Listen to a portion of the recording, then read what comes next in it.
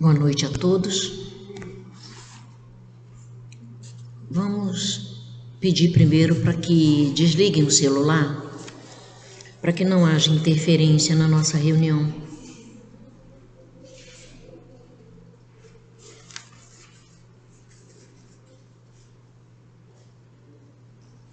Vamos fazer a leitura da nossa página.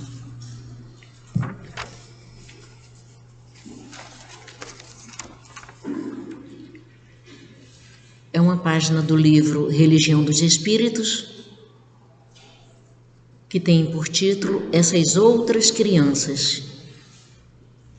Quando abraçares teu filho, no conforto doméstico, fita essas outras crianças que jornadeiam-se em lar.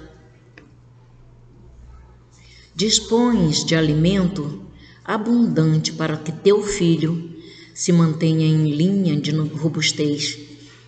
Essas outras crianças, porém, caminham desnorteadas, aguardando os restos da mesa que lhes atiras, com displicência, findo o repasto. Escolhes a roupa nobre e limpa de que teu filho se vestirá, conforme a estação. Todavia, essas outras crianças tremem de frio, recobertas de andrajos. Defendes teu filho contra a intempérie, sob teto acolhedor, sustentando-o à afeição de jóia no escrínio. Contudo, essas outras crianças cochilam estremunhadas na via pública, quando não se distendem no espaço asfixiante do esgoto.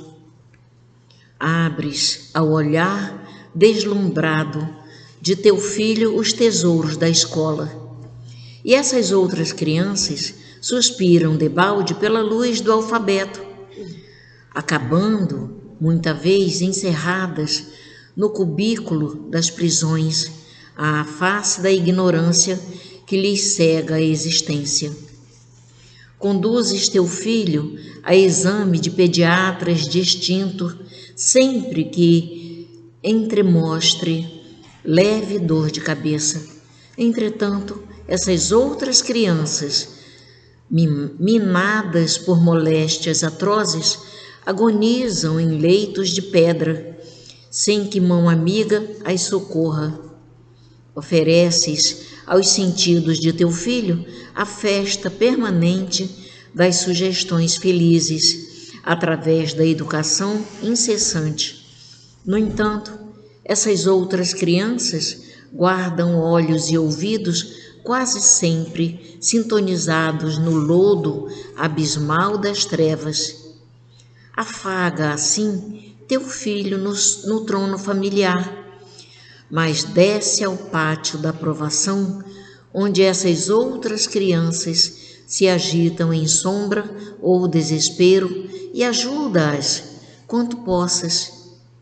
Quem serve no amor do Cristo sabe que a boa palavra e o gesto de carinho, o pedaço de pão e a peça de vestuário, o frasco de remédio e a xícara de leite operam maravilhas. Proclamas a cada passo que esperas, confiante, o esplendor do futuro, mas enquanto essas outras crianças chorarem, desamparadas, clamaremos em vão pelo mundo melhor. Graças a Deus, graças a Ti, Senhor Jesus, ó Divino Mestre. Olha por essas crianças, porque essa página está assim, muito forte. Que ela toque o coração de cada um de nós. Que consigamos seguir, Senhor Jesus, essas suas palavras, abraçando cada criança que esteja no desamparo. Obrigado, Senhor Jesus, por estarmos aqui e que possamos seguir teus passos sempre. Obrigado, Senhor Jesus, por essa casa que nos acolhe. Obrigada por cada filho de Deus que aqui entra, Senhor Jesus. E nós te pedimos, divino amigo, ampare a nossa Raquel, que vai nos trazer o estudo dessa noite, e ampare a nossa Patrícia no estudo do nosso Evangelho. Obrigado, Senhor Jesus, por tudo. Abrace essa casa, Senhor Jesus, com o seu amor, com a sua luz e a sua paz. Que assim seja, graças a Deus. Em seu nome, Senhor Jesus, e em nome dos amigos espirituais que aqui estão, e principalmente em nome de Deus, nosso Pai, pedimos permissão para iniciar a nossa reunião nessa noite. Graças a Deus.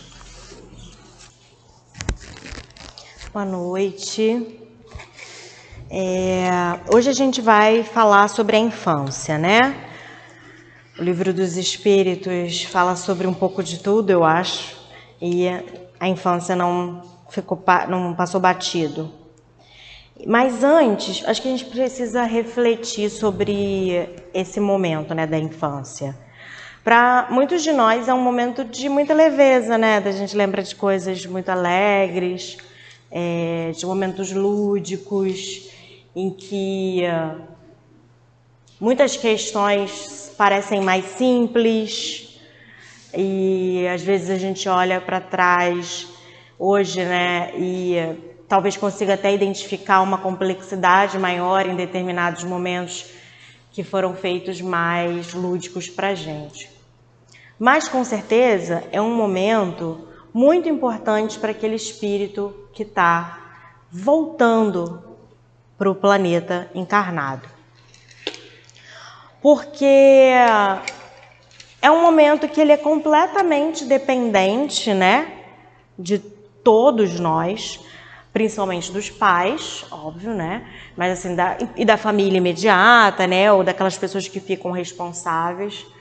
E é um espíritozinho preso num corpo pequeno, com órgãos ainda, alguns já formados, mas pequenininhos, outros ainda em desenvolvimento, mas é um espírito imortal, um espírito cheio de experiências e com as limitações de um corpo pequeno. E os médiuns queriam entender um pouco mais disso. Lá na questão 379, questionaram: o espírito que anima o corpo de uma criança é tão desenvolvido quanto o de um adulto? Pode sê-lo ainda mais desenvolvido, e se mais tiver progredido. São somente os órgãos imperfeitos que o impedem de se manifestar. Ele age de acordo com o instrumento, com o auxílio do qual pode manifestar-se. Isso é tão verdadeiro. Às vezes tem umas crianças que vêm com cada coisa. A gente vê, né, as crianças aqui da Casa do Caminho cada vez mais expressivas, mais inteligentes, né? E não só daqui, mas é porque a gente acaba tendo mais convívio. E realmente às vezes a gente não leva a sério aquela criança, porque é criança. Mas a criança é uma pessoa pequena, né? É uma pessoa em miniatura. Só isso. O espírito, ele está ali e às vezes é muito mais evoluído do que o nosso. E vê as coisas com uma simplicidade que a gente não, como adulto, às vezes não tem mais. E que a gente às vezes dificulta, né, algumas coisas. Para a criança, tem determinadas situações que são simples e para a gente são complicadíssimas. Porque a gente pensa em tantas possibilidades e nuances de cada situação e o que fulano vai pensar e o que não sei o que a gente esquece que muitas coisas poderiam ser facilmente resolvidas. E a gente também não dá a devida importância para coisas que são surpreendentes que saem da boca de uma criança, né? A gente ri, acha graça, acha fofinho, mas não dá a devida importância. Assim como muitas vezes a gente não dá a devida importância para coisas que são surpreendentes para o lado negativo, né, de comportamentos de crianças. Mas a gente não pode esquecer que ali dentro daquele corpinho existe um espírito imortal. A gente vai ver ao longo do estudo, né, que é claro que limitado, né, suas tendências mais limitadas pela inocência da infância, pelo corpo ainda em desenvolvimento, pelo cérebro que ainda não foi ativado em todas as suas capacidades, né?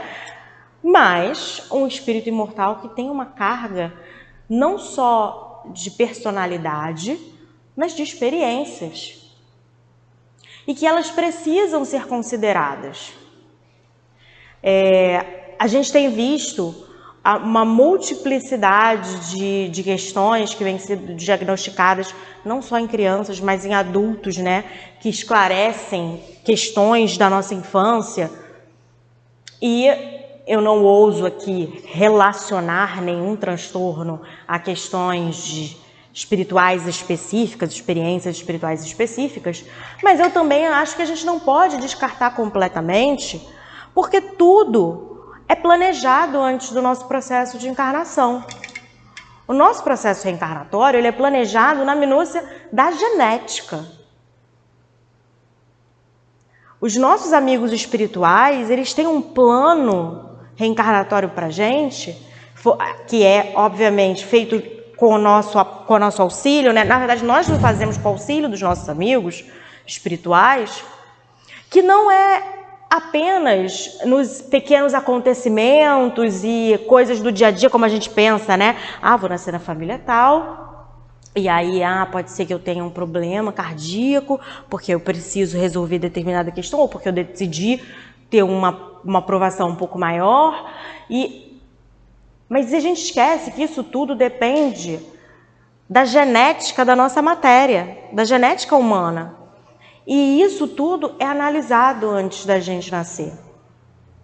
Então, quando uma criança vai para um lar da forma como for para um lar, essa ida é muito planejada, é muito observada antes.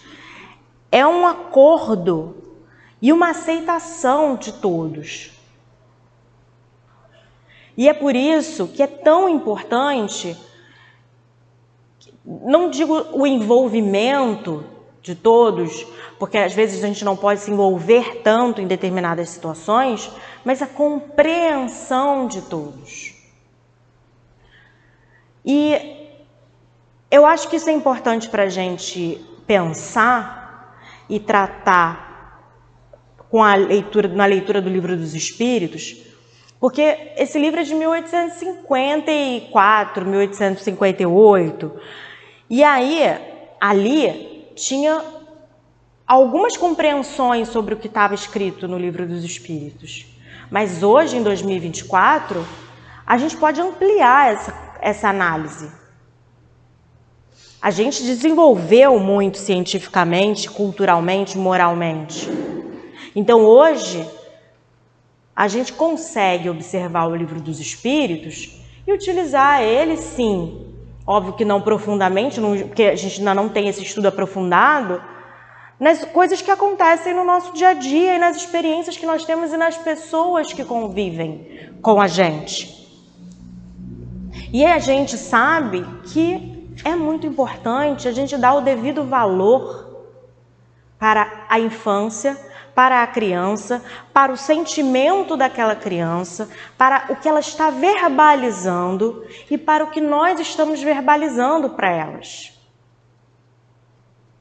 E por isso que eu estou reiterando tanto, insistindo tanto nessa tecla de que a criança é um espírito imortal, confiado a nós. E eu digo a nós porque temos crianças na nossa família e porque também somos responsáveis como trabalhadores da Casa do Caminho e voluntários das evangelizações e voluntários da casa pelas crianças que vêm aqui. O evangelizador mais diretamente e outros voluntários da casa mais indiretamente, mas somos. Que ninguém aqui vai ver uma criança se colocando em risco e vai deixar a criança, porque eu não sou evangelizador. Ou vai ver uma criança cometendo um ato que não deveria e não vai tentar administrar aquilo da forma correta. Então nós precisamos ter essa noção de que nós estamos lidando com um ser imortal. Uma miniatura de pessoa que vai absorver tudo o que está ao redor dela e que daqui a alguns anos também vai, além daquilo que ela absorveu na infância, expressar coisas, sentimentos e personalidade que ela carrega de outras encarnações e das experiências no plano espiritual. Então é muito importante que a gente analise o Livro dos Espíritos, o Evangelho segundo o Espiritismo e todos os livros com atenção, além do que a gente já vê comumente, né? De coisas que a gente já estuda há muito tempo, mas começar a observar com um olhar mais atual e amplo para as coisas que estão acontecendo ao nosso redor. A gente cada vez mais tem visto crianças com questões que agora a gente consegue expressar o que são, outras a gente ainda não consegue, mas que nós precisamos nos capacitar para lidar. Não é a criança, óbvio que a criança precisa sim se adaptar ao planeta encarnado, por isso ela veio encarnar, né? Se adaptar ao corpo material, a uma convivência em família, a uma convivência numa sociedade como o nosso planeta é, de provas e expiações, as leis que ali são estabelecidas no local em que ela vive, as normas de convivência, né? As questões de frustração que ela vai ter que lidar, a frio, fome, entender quais são esses sentimentos, a criança tem que se adaptar. Mas nós também temos que nos adaptar a esse ser, não novo, né? Mas esse ser que está se inserindo na nossa vida. Então não adianta a gente observar a infância como, uma coisa linda, aquela criança tão bonitinha, né? Ou fulaninha tão mal educado, né?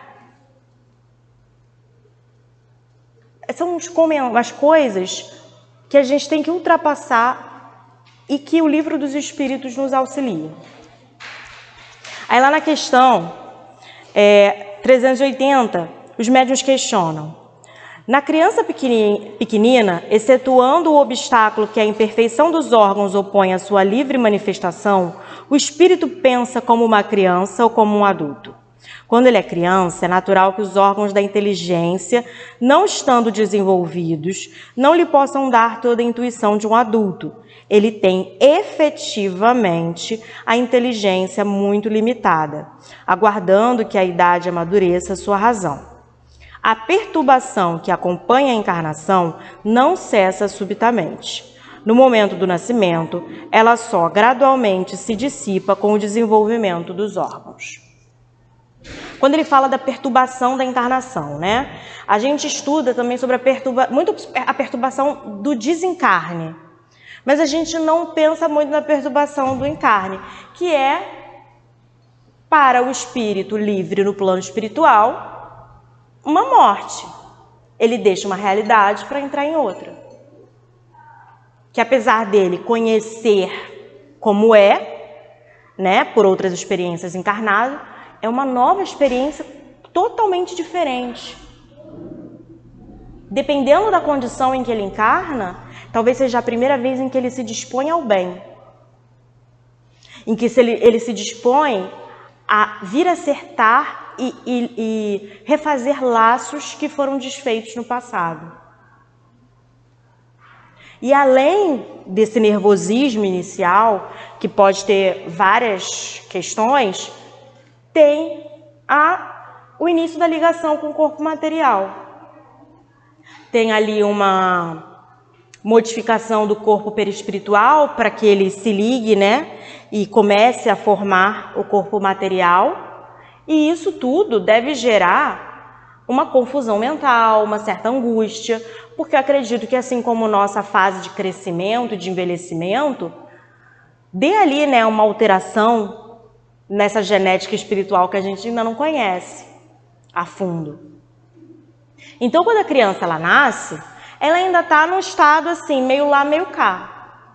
A gente sabe que muitas crianças relatam ver espíritos ou ouvir coisas que depois esses fenômenos vão se dissipando, ou então não, porque a criança se demonstra um médium com alguma necessidade de desenvolvimento, mas isso vai acontecendo, esse processo de parar de ver, né, de parar de ter essa ligação com o plano espiritual tão mais aflorada, se dá pelo desenvolvimento, sim, dos órgãos. Se dá pelo desenvolvimento do corpo material e pela ligação do espírito a esse corpo. E é isso que vai fazendo com que essa perturbação inicial ela cesse. E é essa perturbação e essa limitação do corpo que fazem com que haja uma limitação do raciocínio, do pensamento e das tendências da criança, daquele espírito. E essas tendências, elas vão se mostrando de acordo com a evolução do corpo material. Tanto que a gente vê, né, questões de mudanças de personalidade, mudanças de características, de gosto, de paladar, durante aí uma boa parte da vida, né, durante até inclusive a adolescência até a vida adulta daquela criança.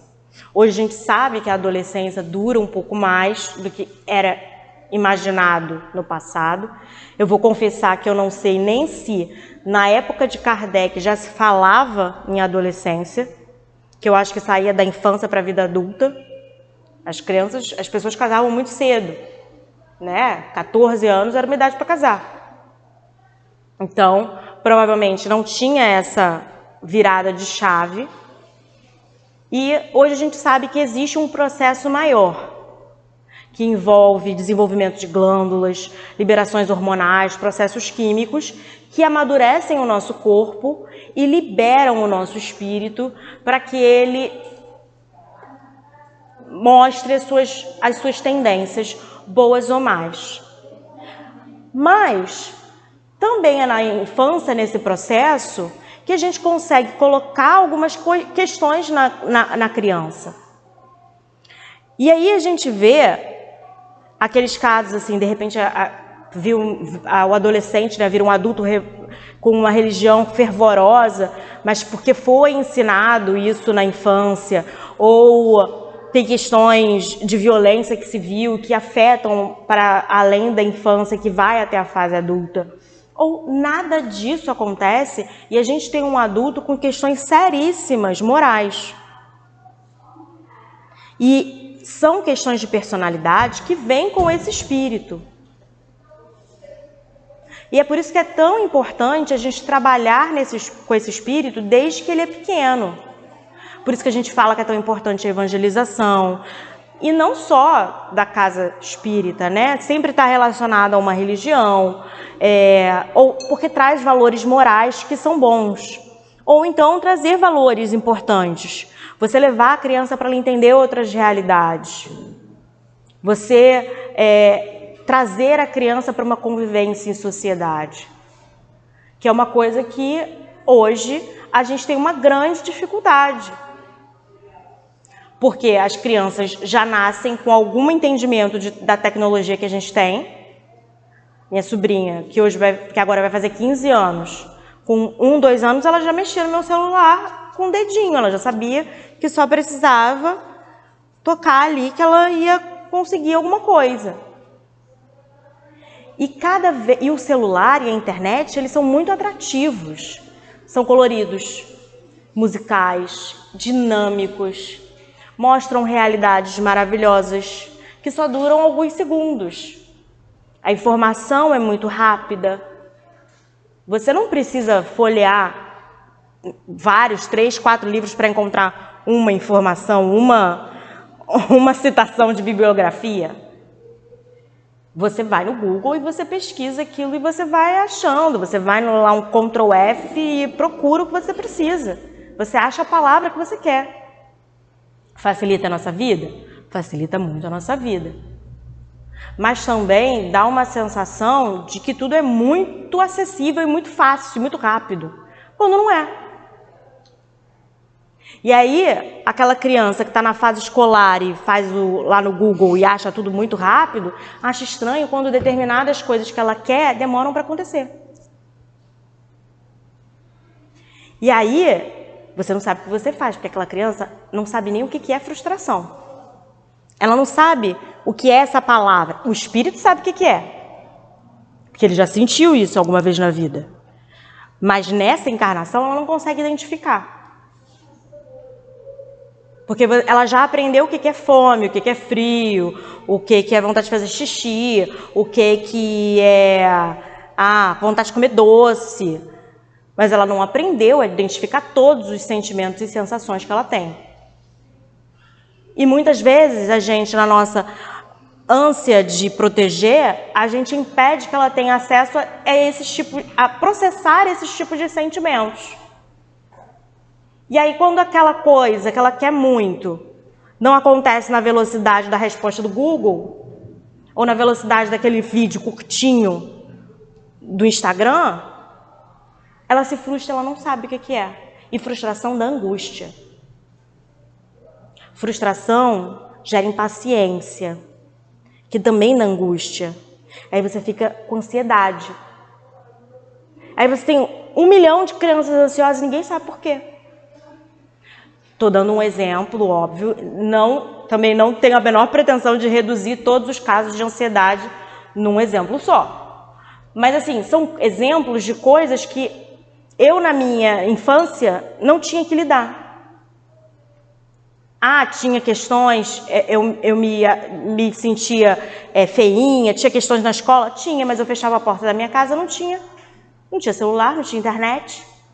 Internet, para você conseguir usar a internet era uma coisa, só em determinado horário e se. Hoje eles têm um universo e as pessoas se escondem atrás do telefone e do computador para ofender uns aos outros. E eles começaram a normalizar isso. Então assim, essa realidade para eles é completamente normal. Não é fora do comum como para a gente é. Não é fora a gente fica horrorizado, né?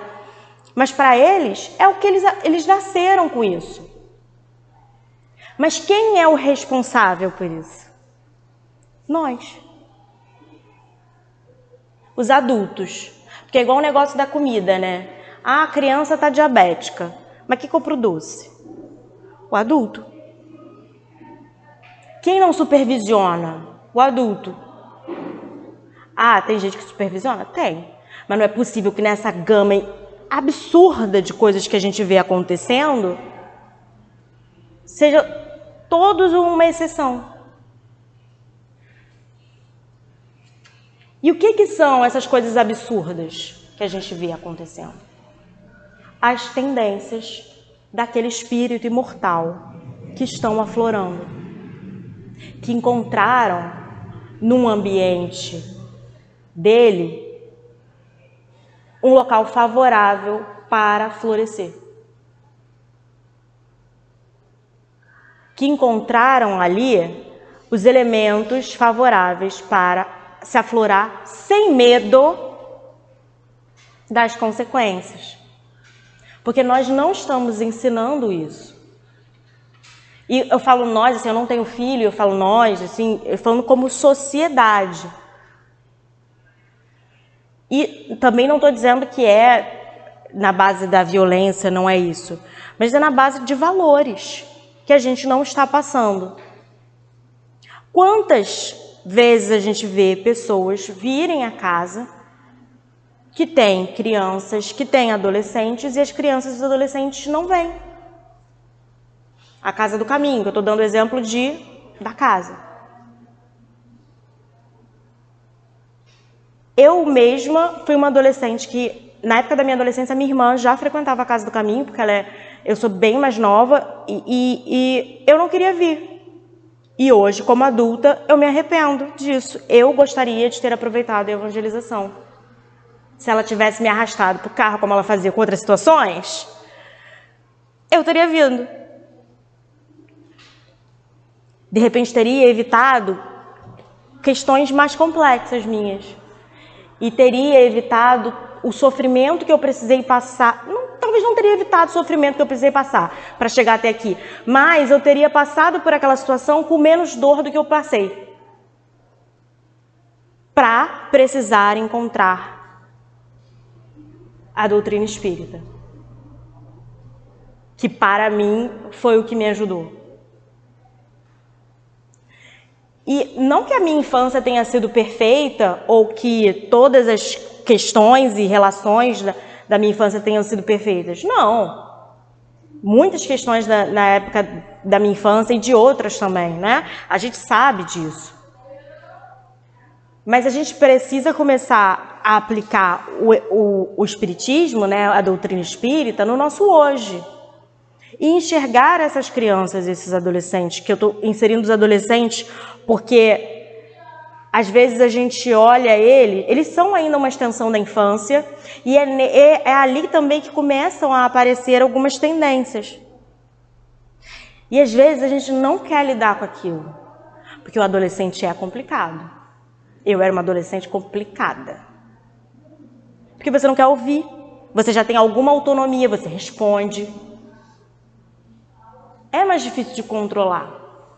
Mas nós somos espíritos imortais que fomos confiados a alguém que precisa nos passar essas informações de que a gente já teve essas experiências e errou em outras encarnações e que se dispôs a acertar nessa.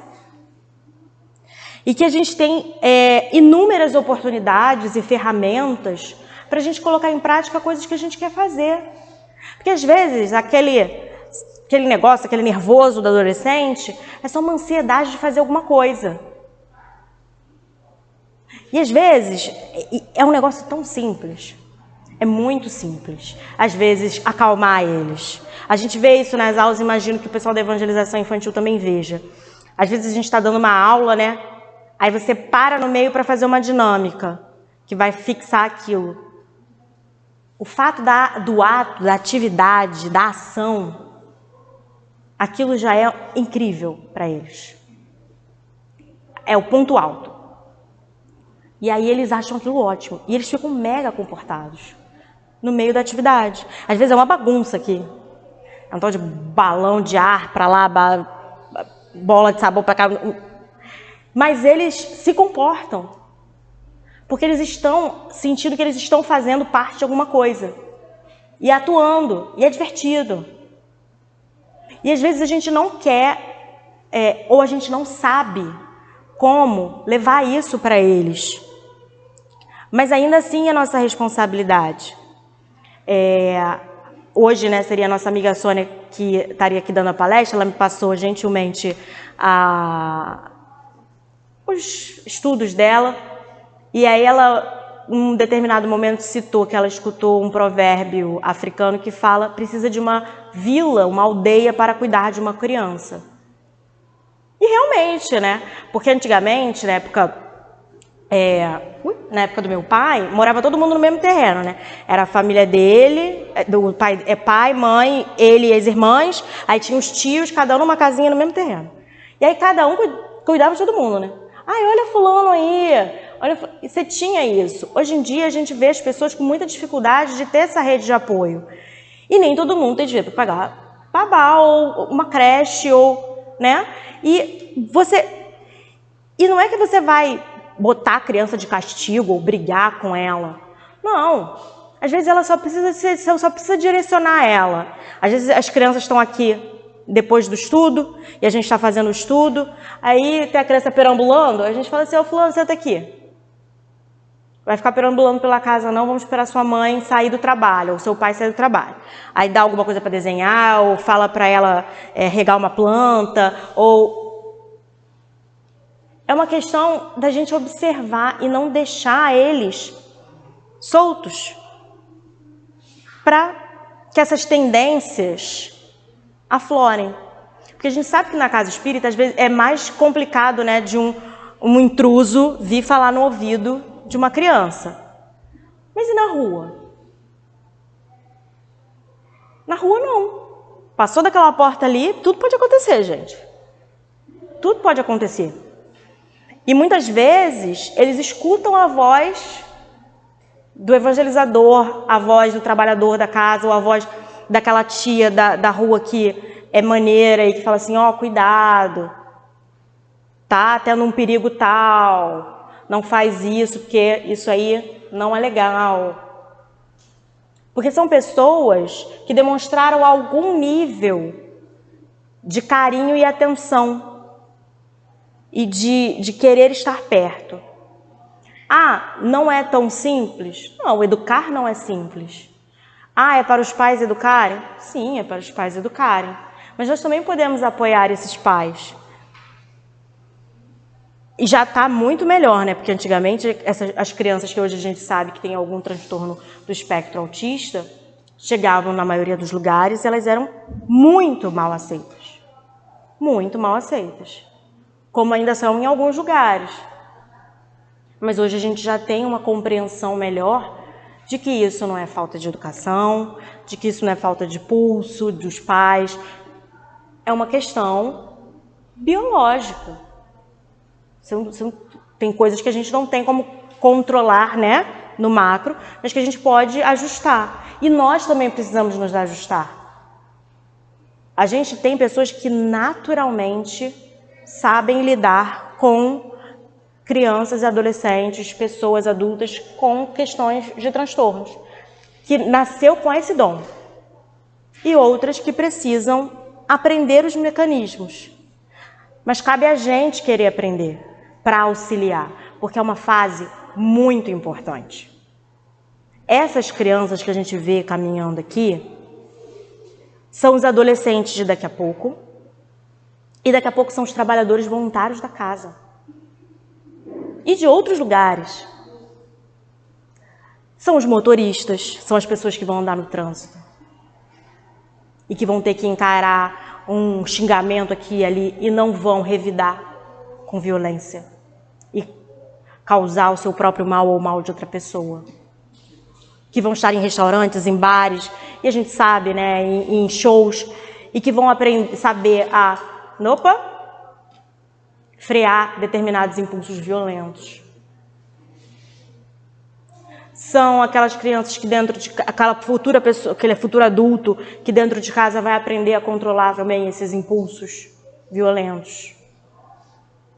Porque a gente quer muito para os nossos filhos, nossos sobrinhos, nossos queridos, a gente quer que eles tenham sucesso, que eles tenham uma vida maravilhosa. Óbvio que conforto é muito bom, né, gente? A gente gosta, né, de ter segurança. Mas não há nada que pague você ter uma pessoa de bem. Não há nada que pague você ter uma pessoa de bem ali que você possa olhar e falar, porque você não fica preocupado. E eu falo assim, uma pessoa de bem assim, no sentido amplo. Acho que você não vai ficar preocupado dela ter e às vezes nem é uma pessoa má, não é isso. É que às vezes, daquela coisa da inconsequência da juventude, que às vezes a gente leva para a vida adulta, você não vai ficar preocupado, essa pessoa ela não vai se meter numa briga do nada. Ou ela vai observar o ambiente e vai embora. Podem acontecer acidentes? Podem acontecer exceções? Podem. Mas a gente vai começar a construir um ambiente mais saudável e mais pacífico. Porque essa renovação que a gente quer tanto do planeta não vai acontecer se a gente não ensinar para as crianças que estão aí. Porque esses espíritos, eles se propuseram a vir e se melhorar. Tiveram alguns que foram empurrados, com certeza. Tiveram alguns espíritos que foram na marra, falaram assim, meu filho, é agora ou nunca. Mas a maioria deles se colocaram nessa oportunidade. E também aqueles que foram empurrados, eles são nossa responsabilidade. Né? Aquela coisa assim de vai. Eu brinco com o pessoal, com a Fátima que me conhece, que sabe que eu gosto de falar essas besteiras, que eu devo ter sido obrigada, Vicky. Às vezes, eu tenho tanta ansiedade de fazer as coisas, tanta ansiedade de não, vamos fazer, vamos resolver, vamos fazer as coisas, que eu fico pensando assim, não, é porque é a minha última chance. Que se não for essa, meu filho, acabou. E aí, os médiuns questionaram de novo lá na questão 382. O espírito encarnado sofre durante a infância pelo constrangimento que lhe impõe a perfeição de seus órgãos? Não, esse estado é uma necessidade. Ele está na natureza de acordo com os objetivos da providência. É um tempo de repouso para o espírito. Isso aqui é muito interessante. Depois ele começa a falar sobre a vulnerabilidade da criança ser também um propósito divino, para que a gente sinta que aquele serzinho precisa da nossa ajuda e aquilo faça com que a gente se relacione com eles com mais amor, empatia, né? E, retomo, foi escrito em 1854, 58. Não sei quantos anos depois, a ciência descobriu que as feições das crianças, dos bebês, são feitas propriamente para que nós sintamos essa paixão pelas crianças, essa empatia, esse carinho. Para que a gente sinta que elas dependem da gente. É um instinto. E ele é todo feito para aquela coisinha, aquela fofurinha, aquele negocinho bonitinho, assim, bochechinha, né? Depois cresce, xinga a gente, grita, mas é fofinho, bonitinho, a gente vai criando esse vínculo.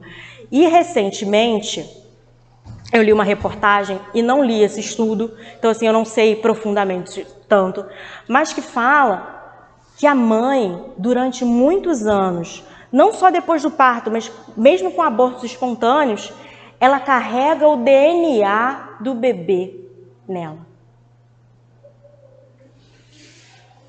É muito louco.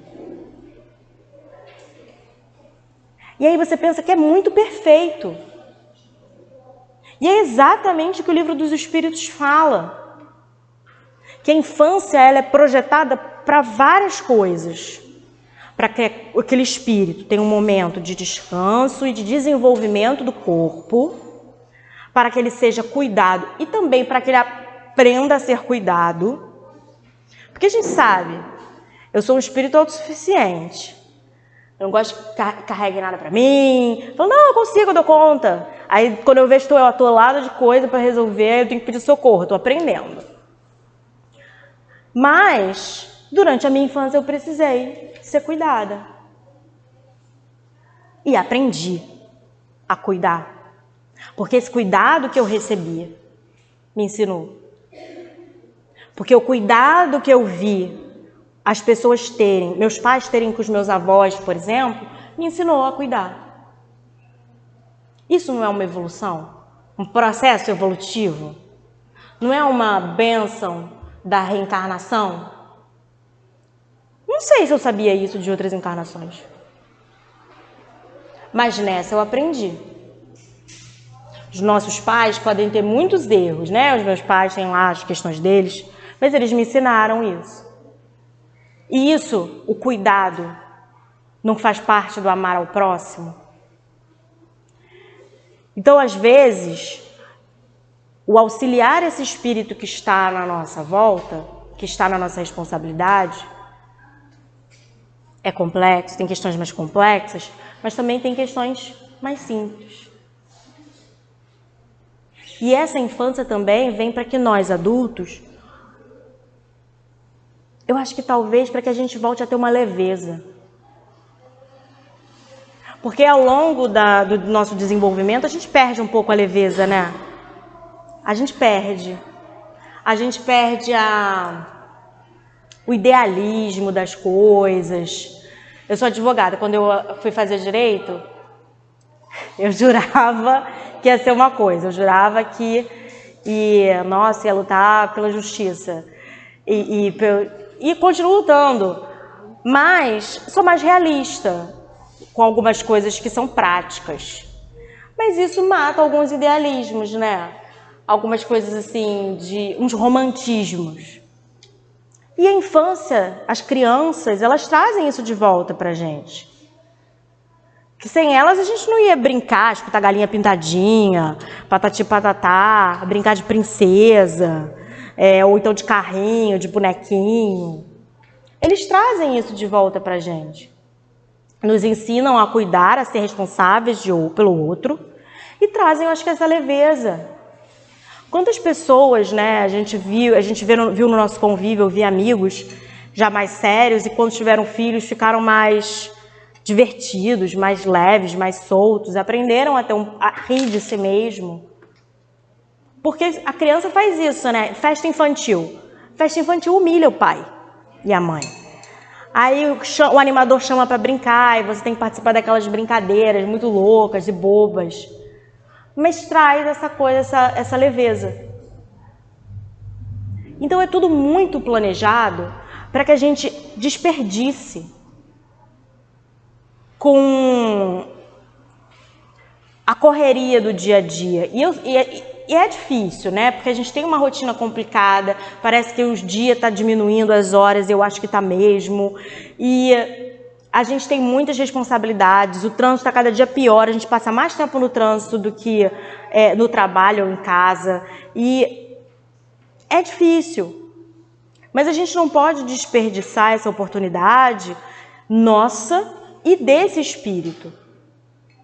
Porque se o Dr. Herman diz que ele vai ser cobrado por todos nós que estamos aqui, que buscamos o seu auxílio, né? O auxílio da espiritualidade, que ele está ali na frente, né? Como imagem para a gente. Os pais também vão ser cobrados pela sua responsabilidade com seus filhos. E eu acredito também que eu, como filha, vou ser cobrada pela minha responsabilidade com os meus pais, né? Hoje, assim, como adulta, tendo meus pais mais idosos, mas essa infância é muito importante para esse espírito. É um momento que ele pode aprender coisas boas ou não. É um momento que pode acrescentar a ele ou não. Existe livre-arbítrio? Existe livre-arbítrio. Existe força moral do espírito? Existe força moral do espírito.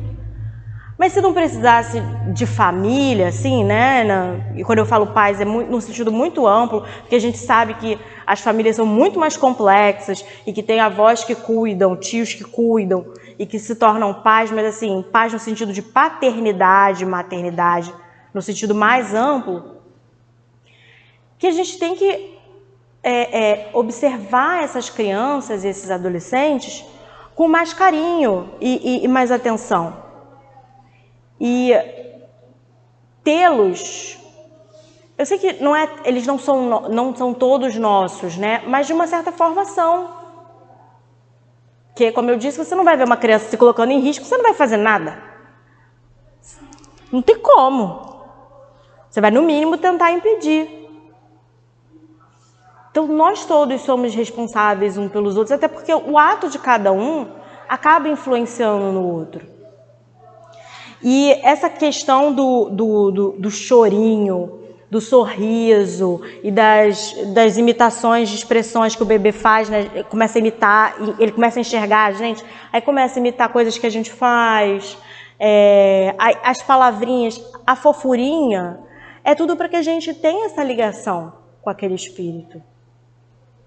Que a gente já tem de outras encarnações, e são ligações que têm suas questões e complexidades, e o esquecimento é bendito, graças a Deus, nesse sentido, mas que a gente precisa reconectar e muitas vezes consertar questões.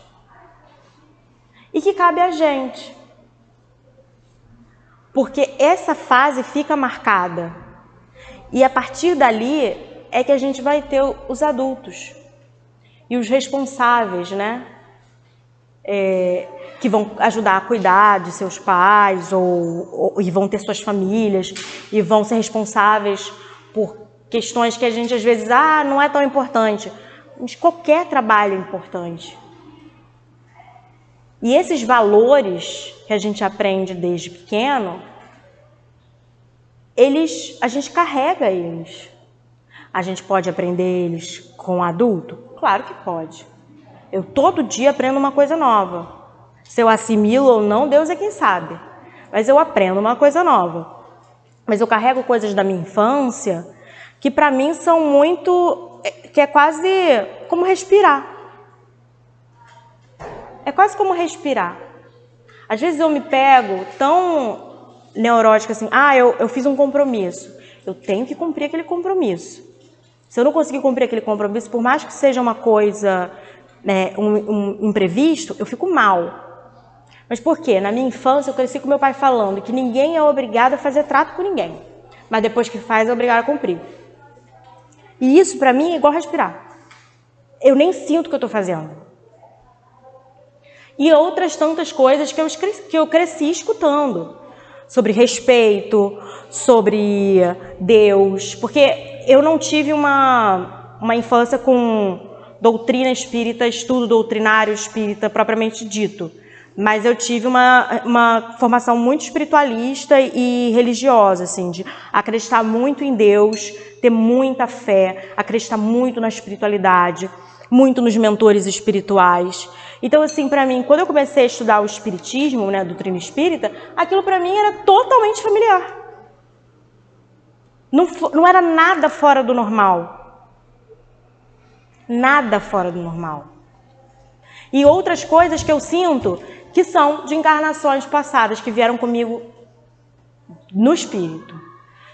De uns preconceitos que eu acho cafona. E até às vezes meu pai expressa umas coisas assim, porque o meu pai nasceu em 1941, né, gente?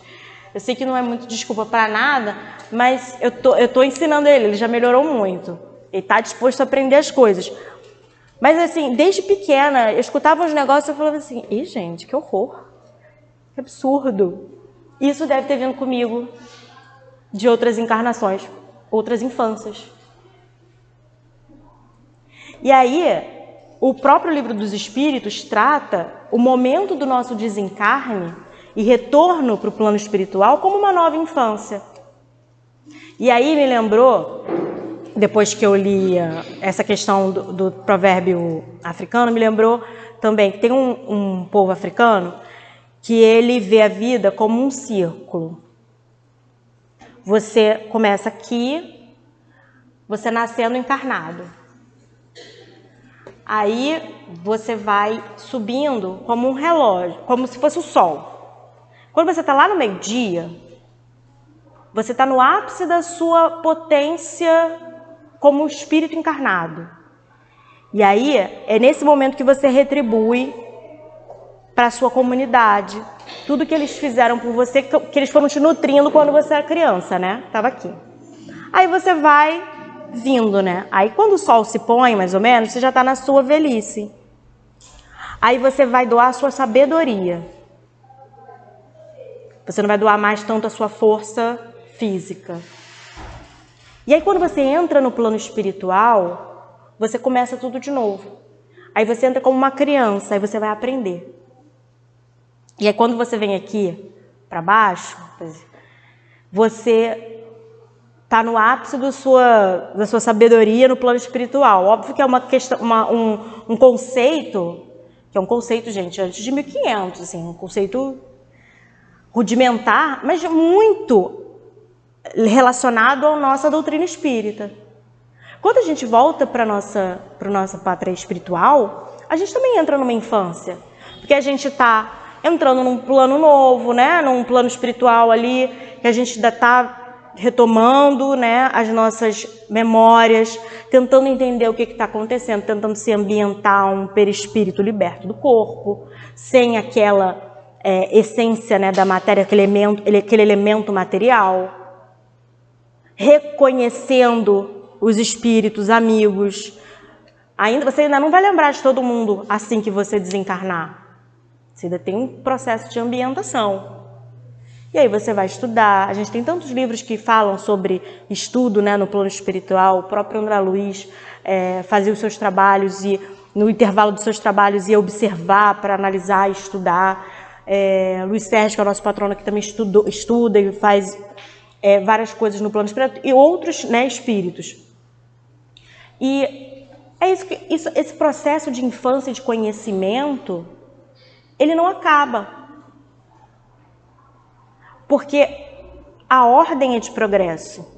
E para que a gente possa progredir, acho que a gente precisa, sim, se vulnerabilizar um pouco. Porque a vulnerabilidade coloca a gente mais maleável, coloca a gente mais suscetível às informações.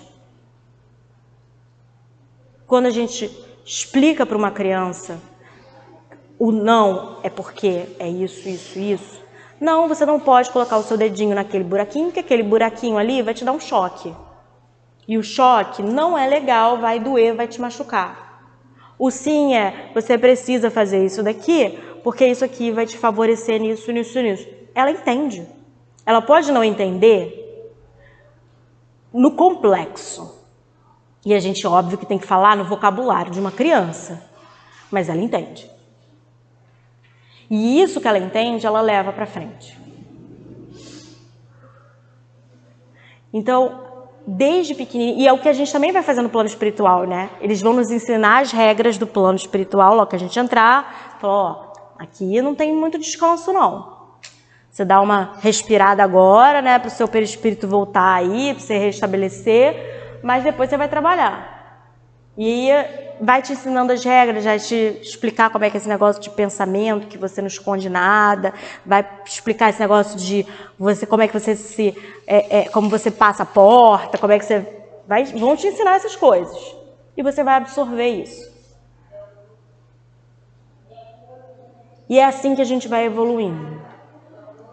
Mas eu acho que o mais importante que a gente precisa tirar desse ensino do Livro dos Espíritos, primeiro que do Livro dos Espíritos todos, a gente precisa analisar o Livro dos Espíritos com um olhar muito atual. Porque a gente tem capacidade disso. Porque ele foi escrito num tempo, mas ele é atemporal.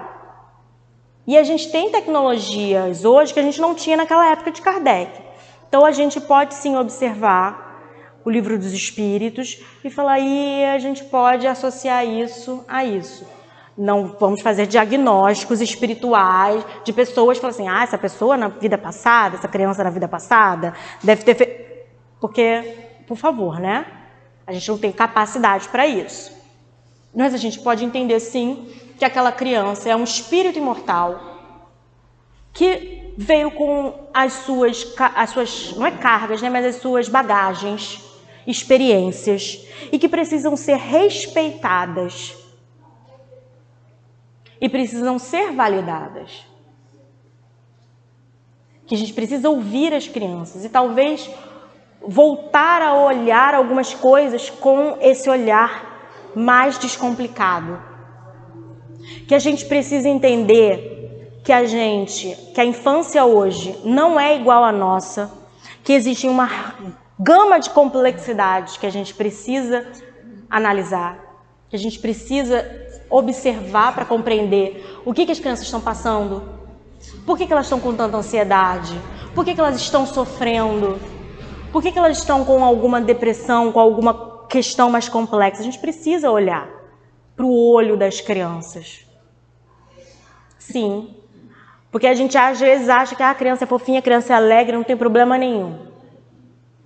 Mas ela é um espírito imortal, com encarnações anteriores, experiências anteriores, que precisam sim ser levadas em consideração. A gente não sabe no detalhe, não sabe nem precisa saber. Mas a gente precisa levar em consideração sim. Porque senão a gente não está ajudando. Às vezes a gente só está somando num problema. Então, que a gente tenha respeito por esses mini seres humanos, porque eles são só pequenos. Mas eles são tão complexos quanto a gente. E estão aprendendo a reconhecer seus sentimentos, suas questões. Coisas que hoje, que a gente tem dificuldade às vezes para identificar. Para uma criança é muito mais complicado. Então é isso, gente. Obrigada.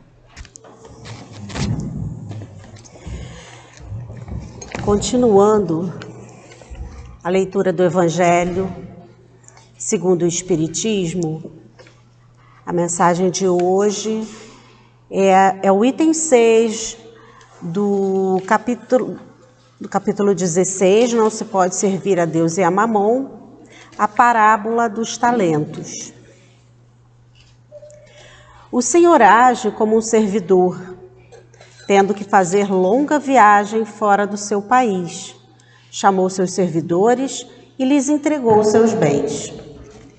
Depois de dar 5 talentos a um, 2 a outro e 1 a outro, a cada um segundo sua capacidade, partiu imediatamente. Então, o que recebeu 5 talentos, foi-se, negociou com aquele dinheiro e ganhou 5 outros. O que recebera 2, ganhou do mesmo modo outros tantos.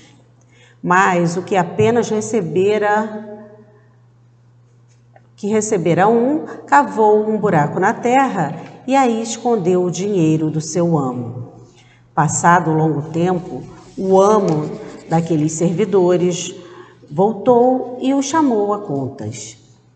Veio o que recebera 5 talentos e lhe apresentou outros 5, dizendo: Senhor, entregaste-me 5 talentos. Aqui estão, além desses, mais 5 que ganhei. Respondeu-lhe o amo: servidor bom e fiel, pois que foste fiel em pouca coisa, confiar-te-ei muitas outras. Compartilha da alegria do teu senhor. O que recebera 2 talentos, apresentou-se a seu turno e lhe disse: Senhor, entregaste-me 2 talentos. Aqui estão, além desses, 2 outros que ganhei. O amo lhes respondeu: Bom e fiel servidor, pois que foste fiel em pouca coisa, confiar-te-ei muitas outras. Compartilha da alegria do teu senhor. Veio em seguida aquele que recebeu apenas 1 talento e disse: Senhor, sei que és homem severo, que ceifas onde não semeaste e colhe de onde não puseste. Por isso, como te temia, escondi o teu talento na terra. Aqui o tens. Restitua o que te pertence. O homem, porém, lhe respondeu: servidor mau e preguiçoso, se sabias que ceifo onde não semeei e que colho onde nada pus, devias pôr o meu dinheiro nas mãos dos banqueiros, a fim de que, regressando, eu retirasse com juros o que me pertence. Tire-lhe, pois, o talento que está com ele e dê-o ao que tem 10 talentos, porquanto dar-se-á a todos os que já têm, e esses ficarão acumulados de bens. Quanto àquele que nada tem, tirar-se-lhe-á mesmo o que pareça ter, e seja esse servidor inútil lançado nas trevas exteriores, onde haverá prantos e ranger de dentes. Evangelho de Mateus, capítulo 25, versículos de 14 a 30. Agora chegamos ao momento do passe. Os médios irão se posicionar e vamos elevar o nosso pensamento ao Mestre Jesus, a espiritualidade que aqui se encontra, fazendo uma prece. Deus, nosso Pai, Jesus, nosso divino médico, queridos amigos espirituais, rogamos as vossas bênçãos de amor, de paz, de equilíbrio e de cura para todos nós que aqui estamos. Que os bondosos amigos espirituais encontrem em nós as disposições para o bem. Que seja em teu nome, Senhor, em nome dos bons espíritos e, acima de tudo, em nome de Deus, que possamos iniciar o passe. Graças a Deus. Deus, Dá a cada um de nós as experiências que nos são necessárias segundo nossa capacidade, desenvolvida em vidas anteriores. O êxito ou o fracasso dependem da vontade e do uso do livre-arbítrio de cada um. Para Deus, não há privilégios e nem exclusões. Se cada ser tiver consciência dos seus talentos e agir de acordo com as leis divinas, não terá razão de queixar-se da sorte ou reclamar da situação que se encontra. Todos nós trazemos os talentos necessários para garantirmos o êxito na atual vida e na futura. A vida atual é apenas uma breve passagem onde precisamos angariar mais talentos para construirmos vidas futuras cada vez mais felizes. Respondemos por todos os nossos atos, bons e maus, durante esse desenvolvimento, tendo a cada existência as experiências necessárias e possíveis de serem vivenciadas com proveito. Assim, uns têm mais talento, outros têm menos, mas todos têm o que lhes são adequado às suas capacidades e necessidades para as experiências atuais, atendendo à justiça que exige de cada um apenas o que se pode dar e fazer. Todos já trazem dentro de si os talentos adequados a uma vivência de realizações e aproveitamento espiritual. Usá-los em seu próprio favor e em benefício dos outros é evoluir com mais sabedoria, mais segurança, equilíbrio e paz. Usá-los somente para satisfazer seus desejos egoístas, causando sofrimento a uns, prejudicando a outros, omitindo-se no bem ou não usando-os, é criar dores e sofrimentos que nos acompanharão em outras existências. Quem usa seu talento, poucos ou muitos, de forma a colaborar no progresso de si mesmo e dos demais, aumenta-os, desenvolve-os, tornando-se merecedor de maiores responsabilidades e novos empreendimentos. Assim, devemos praticar o autoconhecimento, confiando na proteção divina, a fim de usarmos os talentos que temos em favor da nossa autoeducação e em favor de todos os que nos cercam. Graças a Deus. Graças a Deus. Graças a Ti, Senhor Jesus. Vamos aqui fazer a leitura de uma página do Dr. Herman, em substituição à nossa psicofonia. Palavras de Vida Eterna, volume 1, lição 13. Trabalhemos pela nossa transformação.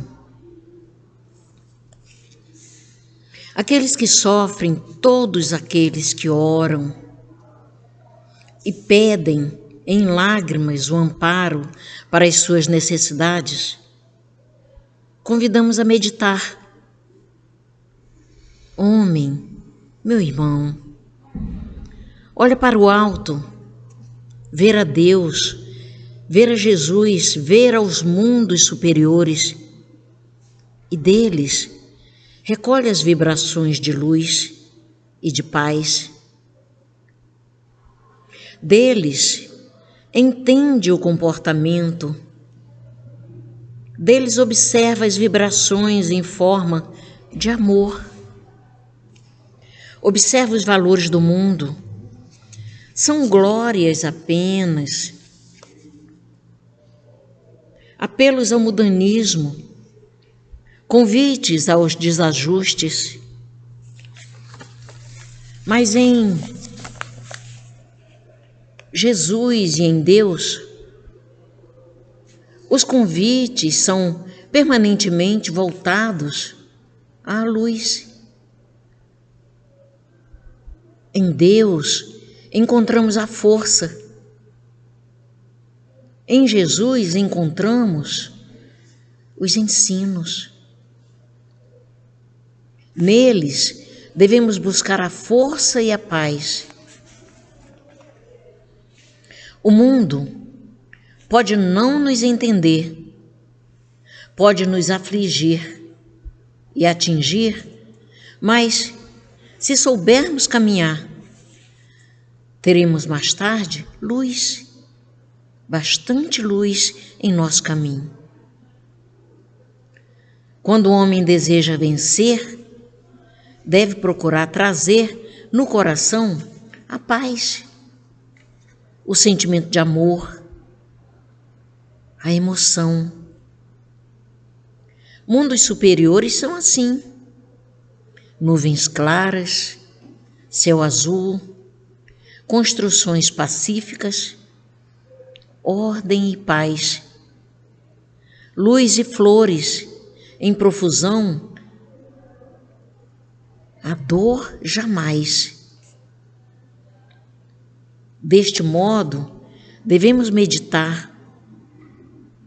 Se na vida tenho tudo, por que não trabalhar mais? Por que não transformar o mundo em que vivo? A terra em que habito, em mundo de paz? Comecem a lutar, comecem a trabalhar, mourejem, construindo onde vocês estiverem. Trabalhem. Não se desestimulem, mesmo com a dor, mesmo com a agressão, mesmo com o descanso que o companheiro ao seu lado possa causar. Cada um de nós tem um dever a cumprir.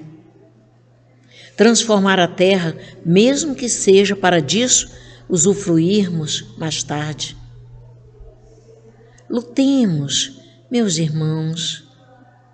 Não desistamos jamais. Por maiores que sejam as lutas, por maiores que sejam os problemas, por mais difíceis que sejam as dores, desistir nunca mais. Como já desistimos outras vezes e fugimos outras tantas vezes, agora não mais nos permitiremos isso. Seguiremos sempre em frente. Busquemos sempre a luz. Teremos em vista sempre o ideal e mesmo que as dores sejam fortes e superlativas, nossos sentimentos, nossa coragem hão de vencer todas as dificuldades, todos os problemas.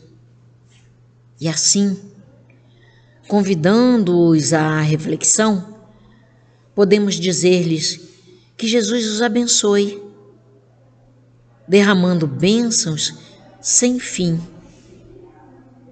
Que para cada um Ele diga: vem comigo, vem lutar. E que todos saibam responder: contigo caminharei, sem esmorecer, sem fracassar. De posse desses valores, dessa força, dessa determinação, um dia chegaremos a mundos elevados e voltaremos à terra transformada. E aí diremos a todos: nosso mundo, nosso local, nossa terra já é um mundo superior. Não é mais um mundo de dor, nem um mundo fatal. Que Deus, que Jesus abençoe a todos, pacificando-os, mostrando misericórdia, construindo em cada coração um instrumento de luz para o trabalho do bem.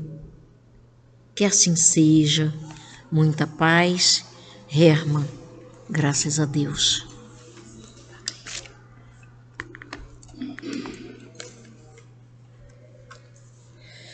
Senhor Jesus,